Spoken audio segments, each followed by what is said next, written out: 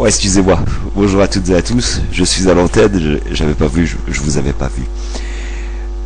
Eh bien, rebonjour. Je m'appelle Laurent Richier, alias Dimitri. J'ai débuté dans la vie avec un sapin de boucher. Je voulais vous en parler, voilà, comme ça, devant ma webcam. J'ai travaillé donc comme boucher. Après, je me suis lancé dans les monuments funéraires, où là j'ai vendu de la pierre tombale pendant plus de 10 ans. J'ai vu des choses absolument incroyables. J'ai mordu la vie. J'ai vécu et j'ai entendu des histoires absolument incroyables qui m'ont fait vraiment retomber les pieds sur terre. C'est pour ça que je dis toujours personne ne me connaît. Non. Parce que l'amour pour moi est plus fort que tout. J'en ai marre un jour de ce métier, alors je me suis dit, putain, j'aimerais bien faire de la télé un jour, mais ça doit être dur.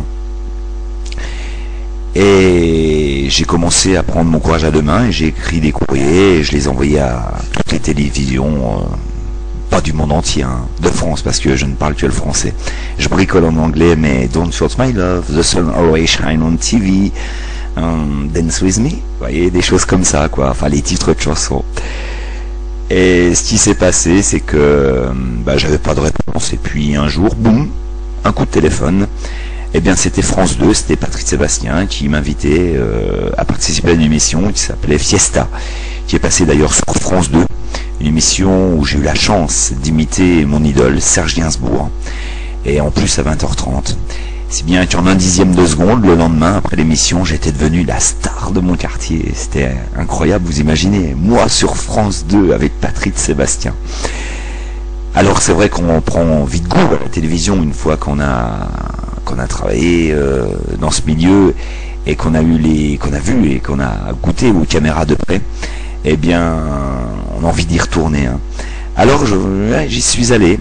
J'ai réécrit des courriers un peu partout et un jour j'ai été repéré par le directeur des programmes de RTL 9 qui m'a fait confiance, et donc j'ai été animateur sur cette chaîne où j'ai animé plus de 900 émissions quotidiennes aux côtés donc de l'animateur central. J'étais un peu le joyeux de Ril, j'étais le bouffon du roi, hein. J'étais là pour mettre, on va dire, en lumière l'animateur central.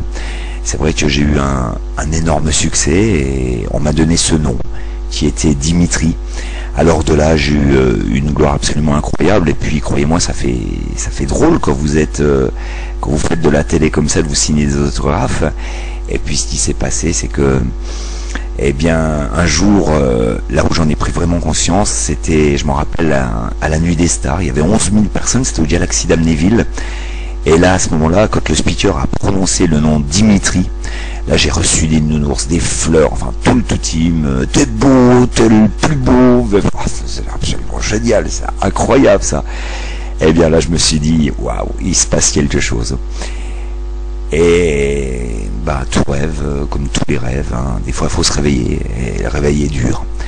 Alors un jour j'ai dû arrêter sur RTL 9, après 900 émissions quand même, plus de 3 ans de télé tous les soirs.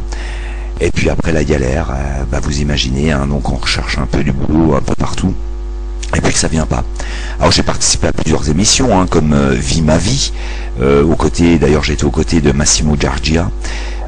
Cette émission était animée à l'époque par Laurence Ferrari, c'était sur TF1, hein, en deuxième partie de soirée. Là aussi j'ai pris mon pied, j'ai rencontré des gens absolument formidables. Et puis j'ai joué aussi également dans La Peau d'un Noir sur Canal+. C'était une super expérience, là où c'est vrai, ces deux films sont passés à 20h30, donc à grande écoute sur une des plus grandes chaînes, hein, en France, la plus regardée. Et donc c'est vrai que c'était une expérience absolument sensationnelle. Et puis, comme tout intermittent du spectacle, vous avez des hauts et des bas. Et donc je me suis dit, tiens, j'écrirais bien un livre, et bien j'écris un livre également, il s'appelle Les Trucs Muches de Nani et Dimitri, un livre que vous pouvez retrouver d'ailleurs, hein, sur le site de la Fnac. Si vous voulez vous le procurer, vous l'acheter, et bien vous pouvez le faire dès maintenant en composant sur votre ordinateur, hein, en tapant fnac.com, et vous mettez dans le moteur de recherche Les Trucs Muches de Nani et Dimitri, et là à ce moment-là vous tomberez sur le livre que j'ai moi-même écrit. Ça me fait plaisir de parler comme ça, je suis une vraie star. Et puis toujours la galère, et si bien que je me suis dit qu'est-ce que je fais maintenant. Donc j'ai animé des soirées un peu partout en France, parce que je suis animateur disc-jockey également. J'ai participé à plein de scènes, j'ai écrit, j'ai composé, j'ai joué pas mal de sketchs. J'ai également fait les cours Florent à Paris, et puis plein de choses, hein. J'ai fait vraiment des multitudes de choses dans le milieu du spectacle, de la magie également. Donc c'est pour ça que j'avais envie de vous parler. Je le fais a cappella, hein, sans rien. J'essaie pas de chercher des mots, simplement je suis un peu gêné quand même de vous parler, mais ça fait drôle de se regarder parce que je vois ma gueule devant sur l'écran de mon ordinateur, et je sais que vous allez peut-être le visualiser après. Je sais pas ce que vous allez en penser, mais je suis fier un peu de mon parcours, hein, d'un sapé de boucher, arriver à ce que je suis maintenant, un SDF. C'est quand même incroyable ça. Qu'est-ce que j'ai fait aussi? Bah oui, j'ai été comédien, j'ai eu le premier rôle dans une série de courts-métrages qui s'appelait Carton Rose. C'était des courts-métrages réalisés par Pierre Charrier. On a quand même fait toute la presse nationale, hein, Closer, Entrevue, on a fait TF1 Pluriel, Télé Loisirs, Télé 7 jours, truc absolument incroyable là aussi. C'était quand même un truc de fou. Bah oui, faut savoir, je suis comédien, j'ai peut-être pas la gueule, mais je suis comédien quand même. Bah ouais, faut le savoir.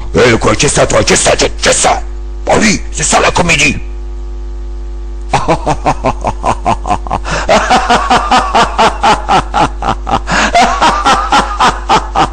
Qu'est-ce que je joue mal, mais je m'en branle, moi, je suis heureux, et c'est ça le principal. Oh, j'ai oublié de vous dire quelque chose.